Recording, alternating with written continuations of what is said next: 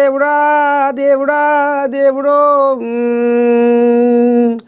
ఈ మంత్రి పదవి నాకు రాకున్నా బాగుండునేమో, ఈ మంత్రి పదవి రాకున్నా నాకు పానం నిమ్మతంగా ఉండునేమో, ఈ మంత్రి పదవి రాకున్నా నాకు తిన్న బుక్కెడు బువ్వ పెయికి పట్టునేమో.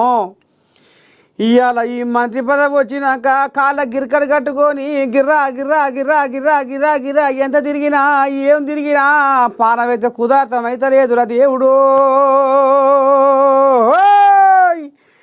ఇక మరి ఊరికనా నాకు ఈ మంత్రి పదవి వచ్చే నా అదృష్టమా నా దురదృష్టమా, నేను మరి కంపలా అడుగేస్తున్నా దేవుడా అని ఒకటే నీ దండం పెడితే కార్యటం మారుతున్నాడు మంత్రి వాకిటి శ్రీహరి.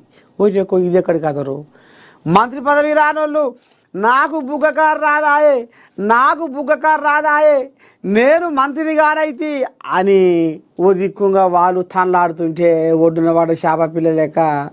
అరే వాకిటి శ్రీహరి ఏంది గిట్ట మాట్లాడే, దురదృష్టమో అదృష్టమో ఏంది గందరగోళం అంటే ఇక మరి అందులో మొత్తం ఇట్లా ఉన్నాయట సిక్కులు.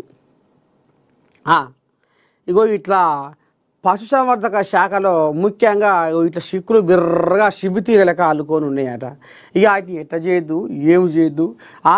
ఇక ముఖ్యంగా అందులో గొర్రెల స్కామ్ అని ఒక కథ జరిగే కదా. ఇక అందులో ఈ గొర్రె అటుపోను మళ్ళీ అదే గొర్రె ఇటు రాను, ఈ గొర్రె అటుపోను అదే గొర్రె ఇటు రాను.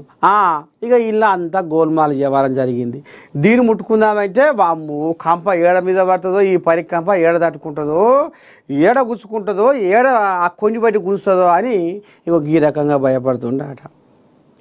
ఏంది గదరగోళము, నేను పుసుక్కున్న మంత్రిని అయితేనేవరా, మంత్రిని కాకపోయి ఉన్నా నాకు తిన్న బుక్కడి బువ్వ పేకి పట్టు అని ఇప్పుడు కుడిదిర పడ్డ ఏలుకోలే తనలాడుతుండట నున్న వాకిటి శ్రీహరి. ఇక ఆయన కథ అట్ట ఉంటే ఇక ఇప్పుడు ఢిల్లీకి దానం.